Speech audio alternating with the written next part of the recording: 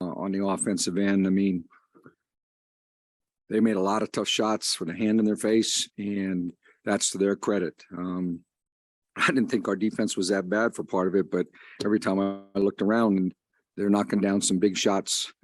It's why they have a chance to win a championship. Their offense is really good, and they had a good game plan for us. We hung in, but it just wasn't good enough. This atmosphere was great. Hats off to everybody in the organization, to the fans. You know, that's what home court advantage gets you. And that was big. Yeah, Kareem. Microphone.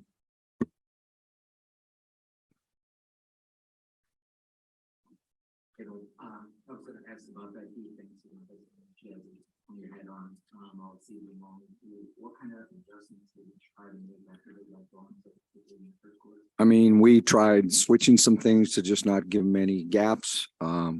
We tried, you know, trying to get it out of Stewie's hands. I mean, we did a good job, I thought, on Stewie in the first half. And overall, I mean, she didn't shoot a great percentage, but everybody else took up the slack for her until she got going.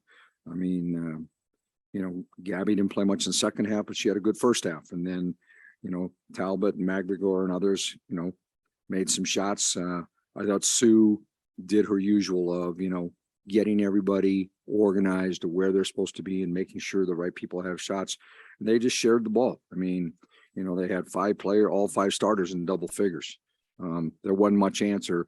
I felt like a little bit like 2018.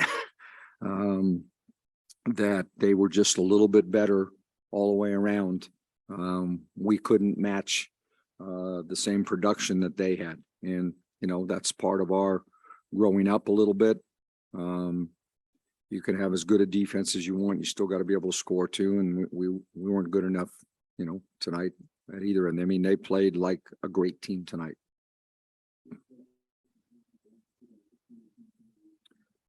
We just worked on a couple adjustments, and, you know, it obviously didn't work at the start of the third quarter because they came out firing.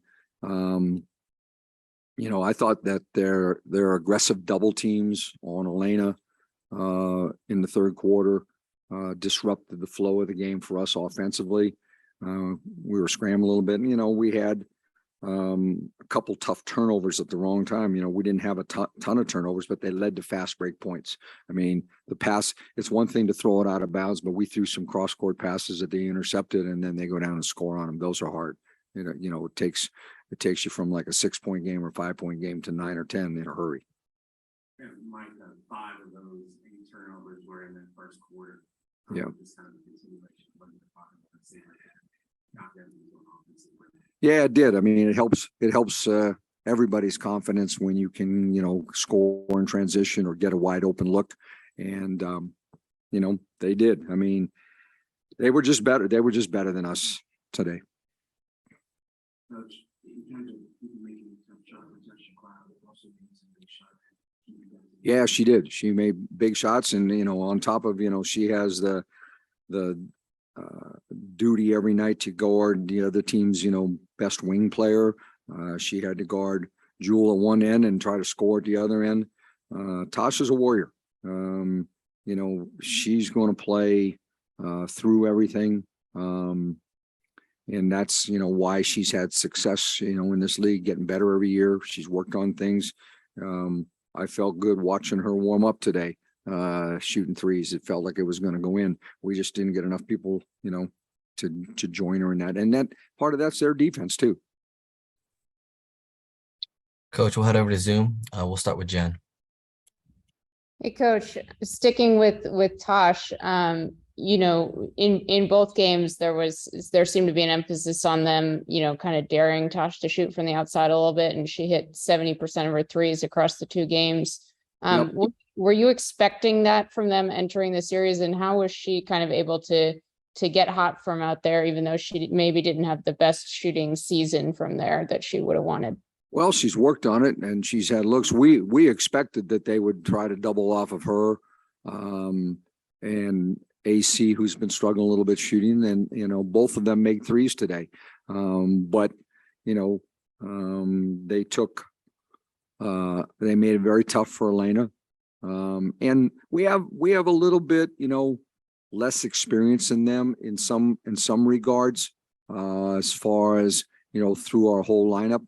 I thought that their depth in the lineup paid off a little bit, but Tasha's worked on it. She's done what she's supposed to do. And then just wanted to ask, you seem like Shatori got some key minutes late as you guys tried to come back, maybe over Alicia. Can you talk about that decision lineup wise? Just it was a field that she was playing pretty well. She made some threes. Just some quickness out there. That's a tough choice for a coach to go with a bench player, your sixth person versus one of your starters. That was just my gut feel at the time. Thanks, Coach. Tyler. Hey, Coach. The shots weren't falling for Elena. You mentioned the pressure that they were giving her, especially early on in the game. But what's the conversation like with Tosh to try and find other areas of attack when it's not going with your star player? I'm not sure I understand the question. I mean, we did go other areas. I mean, our shot distribution is that, Elena got 14 shots, Ariel got 14 shots, Natasha got 16 shots, and then everybody else got 5 or 6. We used Elena as a screener or put her in situations where she could see the double team coming. 84 points most nights we win. That's the truth of the matter. I mean, we average 80 points a game, and 84 usually is a winning number for us. And we've been able to hold Seattle into that high 70s, 80 range most of the time. But tonight they come out and get 97. So it was as much them making shots as anything else. Thank you, Coach. We have some more in person here too. Yeah, Mike, with a healthier roster with Elena back, I know it's hard to think about this just 20 minutes after. Yeah, it is. What do you think you reestablished this year? In fact, I just told them, in the locker room that, it's hard because, we were known as a really good offensive team for several years, and we had, a little bit different makeup to our lineup. But because of salary cap and other issues, we reconstructed our roster to be more of a defensive oriented roster. It was what we had to do out of necessity and some wish. I mean, you want to have the best of both worlds. But we're going to have some decisions to make in the off season. We got free agency decisions. We're going to have a lottery pick. We got to try to reconstruct some parts of our roster to get balance. But it's kind of what we faced to be going from 2018 to 2019 too. We needed to make a few adjustments to get better. We got to have a situation on the court where every player you have out there is honored by the defense. That somebody doesn't say, okay, you're the weak link, and then you are the weak link. I mean, we can't have that, and it's varied off and on. I don't pretend to have all the answers for you at the moment, going into it, but clearly, we finished 5th, and not 1st or 2nd. So that's one thing. We'll see, where Elena is, but this, one of the biggest things about this year is the progress we made of, managing her, getting her through the season and trying some things for her and allowing her to grow through it and be able to play a lot of games down the stretch. The other part of next season is it won't be as condensed either, with the schedule. So there'll be a little bit more break in the schedule where she can have days that right now we wouldn't have played her during the season that she may be able to play, but that's a long way off. The WNBA off season seems like an eternity. So it gives you time to make some decisions, but it's a long time to feel like you're going to get back on the court and do something about it. Mike, you could against Sue as an opponent for a long time. And here she is having 18 and 10 in the postseason game. I'm mad. Are you ready for her to retire? Yes. What does it make her the challenge over the years? Because she knows instinctively the nights that, she recognizes the nights that she needs to be more aggressive offensively. She knows who's got the hot hands. She sees the matchups that are favorable. I mean, we talk all the time about coaches on the floor, and there really aren't that many, to be honest with you. But she is one of them because she has an innate sense of feeling the game. Like, okay, we've come down, this isn't working, but this did. And she's literally can tell a player, hey, go there because I know that they're going to do this. She has a feel, and she studies the game, and she knows, hey, tonight I can be a little bit more aggressive offensively because they're taking away something from my team, but they're going to give me some space. And we did that. We had to, out of necessity, try to take Jewel and Stewie out of some things. So, as much as I love Sue, I will be glad that she's sitting over in the stands next year when we walk in this place. All right, Yeah, Coach. back there. Yeah. Oh, Yeah, microphone. I have a question about Louis Machida. Yes. How did you see her performance today? I mean, she played 6 minutes, and I thought she gave us a lift. But we felt like in the going in the fourth quarter, we needed more size on the court defensively. The way we're playing, Rui has grown throughout the year and gotten better. Her future in the WNBA will be dependent on how much more aggressive she can be on offense. She's been, a pest defensively, and she's a great passer. But, when you play in this league, you got to make people honor you every time on the offensive end. And so that's her next step of her growth. Any more Zoom ones? yeah, Coach. We'll take the last question from Olivia.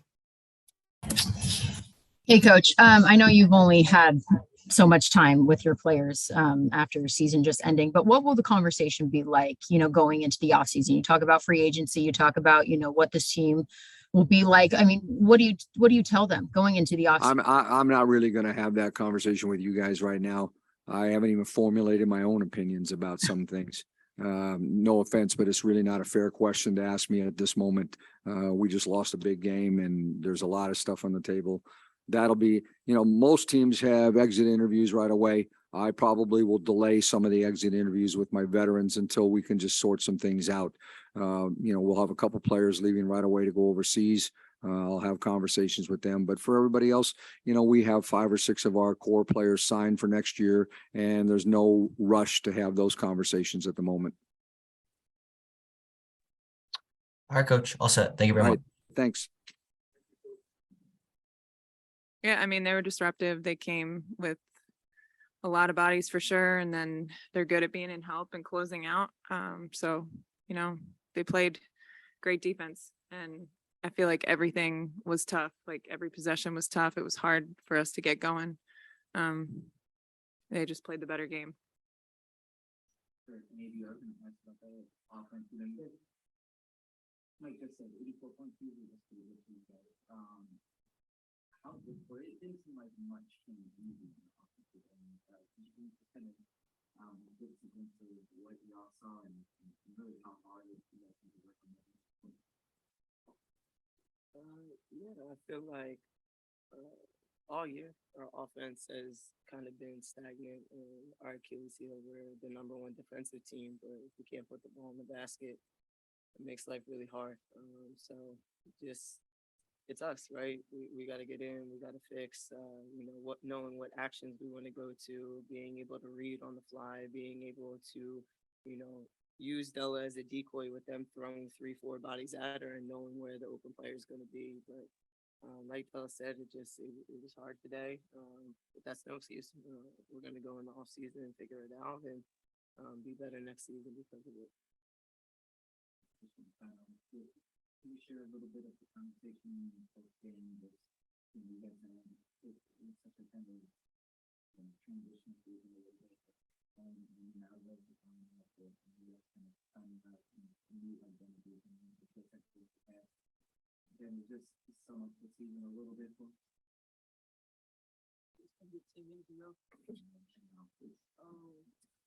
So I really don't know, to be honest with you. I can give you like Natasha kind of said it. Offensively, we've been trying to be going all year. Defensively, we've consistently got better and better in the regular season as the #1 defensive team in the league. Yeah, now it's been up here.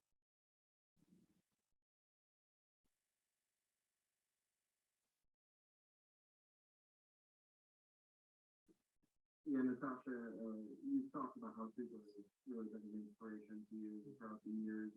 Tonight she has 18 and talked about her performance, what she's able to do out there. So, That's super. Didn't have the greatest game the other night, but her ability to just be one of the best to ever do it, the best to ever lead a team. She knew what tonight meant of having home court advantage for 2 games in a row, and understanding what this moment meant for them. So Sue just did Sue things. and Elena, you guys are the number one defensive team all year long, and then Seattle picked up 97 today. Just kind of what didn't go quite as well for you guys defensively today? I mean, they're just a great team. They have so many weapons. They're constantly in movement. They wear you down. So obviously 97 is too much, but we also needed to put up more. And again, it's like what we kind of been saying all season. Our offense just never really got to where we felt like it needed to be. And when you're playing a team like Seattle with a bunch of scores and a ton of movement, there's some breakdowns that happen. We shot 55% from the field, 52% from the three. We shot 44% of 51. That's still a pretty good night. But we just gotta- Not enough. There we go. Is this one? we did? Okay, Oh. thank you. I'll go with them. I wonder, is that just a mature thing? I know in terms of the offense evolution, in terms of guys. I don't know. If I had the answers, I would have fixed it this season for our team. So I'm not sure. And again, like Ace said, the season like just ended. So I'm sure we'll all take some time to reflect and figure things out. But unfortunately, it's a long off season. We'll have time to figure it out. Every year, your team's different.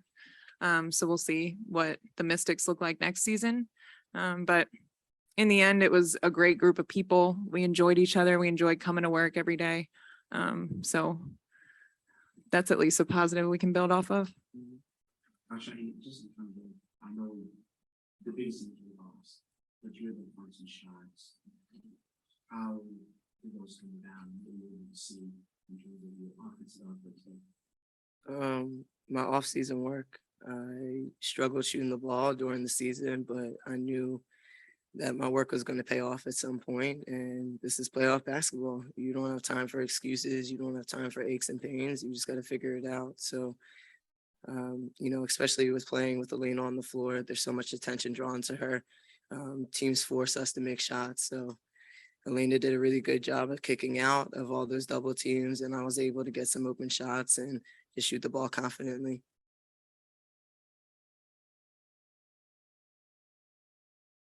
Ariel, let's know, what are you most proud of this season?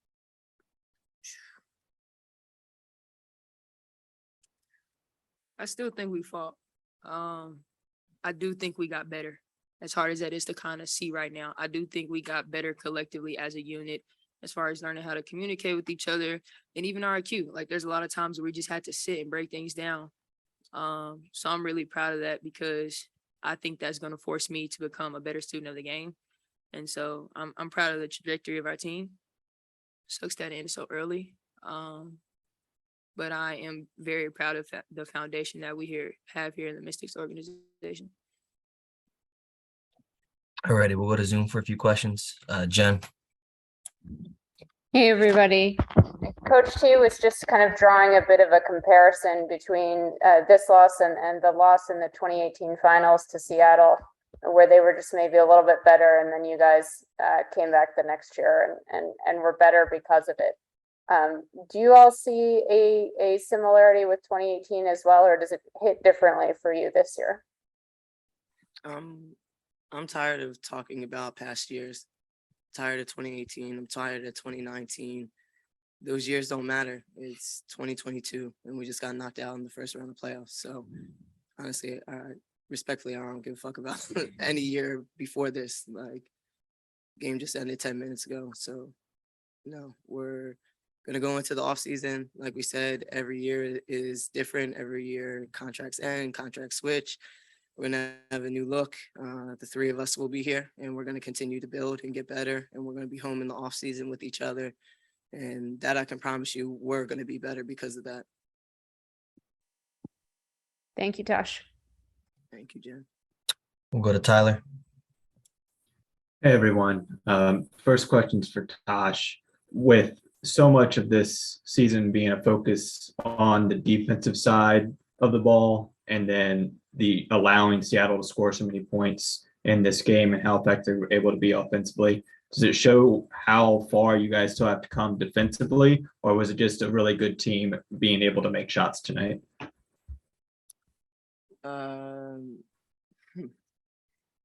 Again, we're the #1 defensive team in the league. We worked our asses off to get there. I thought we did a good job for a lot of the game tonight, but when a team is shooting 55 and 52%, there's only so much you can do. And then for Elena, I saw on the broadcast you were able to catch up with Sue and say a couple things to her. Would you mind sharing what you said, and then also what it was like sharing a court with Sue for whether it was in the WNBA or USA basketball, and what she was like playing with and against her? What I said is between me and Sue, unless Sue decides to share it. And yeah, but, you know, sharing the court with Sue, she's just a phenomenal player with an IQ that you don't see very often. I feel like Sue should go on to coach, but who knows what she'll end up doing. She's a player that when I was on her team, her USA team, I've never felt so ready for games because of the way she was able to break things down and also simplify the game and teach it. And it's why Sue's teams win. So I think there's things we can learn from Sue. But yeah, it's why she's been so successful. It's why all of her teams are so prepared. And that's just why she's, you know, one of the GOATs and will go down as one. Thank you. Safe travels back. All right, y'all. All set. Thank you very much.